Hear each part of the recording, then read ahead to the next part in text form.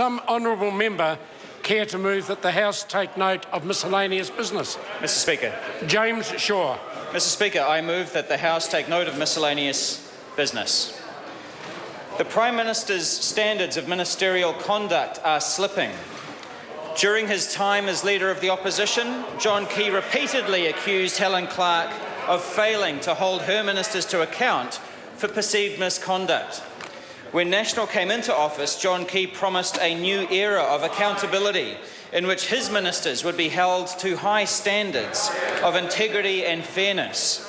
7 years on, and it is clear that that is just empty rhetoric. Murray McCulley is under investigation by the Auditor-General for making illegal payments, and yet the Prime Minister... Order. I apologise to the member. I have a point of order from the Honourable Jerry Brown. Mr. Speaker, it's a general debate and there may be debating points raised, but it is simply incorrect to say that the Minister, Mr McCulley, is under investigation. He is not. Sir, speaking to the Order. I didn't hear the comments. I'll hear from Matiria Ture. That is a debating point, as the member well knows. This is a debating chamber in which it's perfectly fine to put these issues to the floor. Order. No, I suspect it's actually not a debating point. There is no investigation under a minister himself, but it is a debating chamber. It is the general debate, so there is some latitude in the way things are stated. I invite James Shaw to continue with his contribution. Thank you, Mr. Speaker.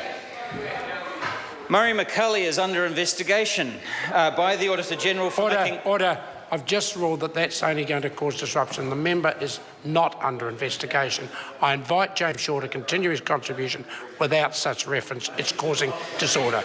Murray McCulley's ministry is under investigation by the Auditor-General for making illegal payments, and yet the Prime Minister thinks that it is acceptable for him to be New Zealand's representative on the world stage. The Prime Minister is clearly not concerned with ethical conduct if he believes that somebody else can take the blame, typically the last Labor government.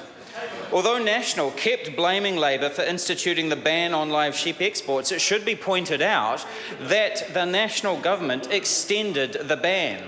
The situation that they found themselves in was of their own making, not the Labor government's. In order to smooth over the relationship between New Zealand and Saudi Arabia, Murray McCulley decided to make a $4 million payment to Saudi businessman Hamoud Al-Ali Al-Khalaf, with a further $6 million payment to Saudi to construct an agri-hub farm in the middle of the Saudi desert, and $1.5 million for air freighting 900 ewes to this farm. Allegedly, this deal was due to the risk of a $30 million lawsuit against the government as a result of the ban. Yet the Crown apparently never sought advice as to whether the government was actually liable. At the same time, over the course of 2012 and 2013, Treasury officials repeatedly stated that the deal should be abandoned, arguing that it was unclear exactly what the money was to be used for and what was to be received in return. A Ministry of Foreign Affairs paper dated the 27th of April 2012 stated that the deal was about meeting Mr Al-Khalaf's desire for compensation. However, last week, John Key claimed that the deal was never about compensation. This confusion and contradiction highlights the need for the Auditor-General's investigation.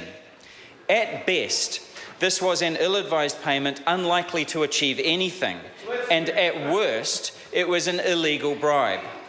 Yet, as we heard in question time, the Prime Minister refuses to ask for Murray McCulley's resignation or to stand him down during the course of the investigation.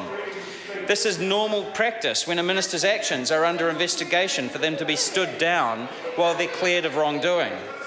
However, John Key thinks that it is perfectly acceptable to let Murray McCulley chair the United Nations Security Council. At the same time, Transparency International is pointing out that his deal could undermine New Zealand's reputation for fairness and integrity.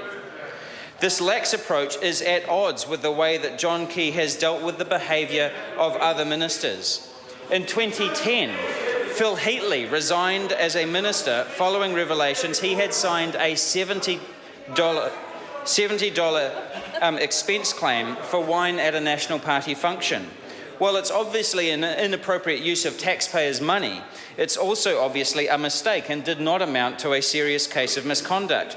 But the Prime Minister accepted his resignation.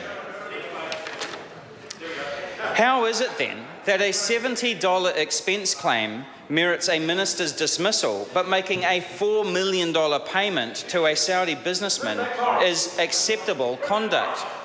Similarly, Judith Collins resigned last year on the basis of one email that suggested misconduct, but even though multiple officials raised concerns about the legality of Mr McCulley's deal, he remains a member of the Cabinet. If the Prime Minister truly believes in holding his ministers to a high standard of conduct, then it is time for Murray McCulley to go.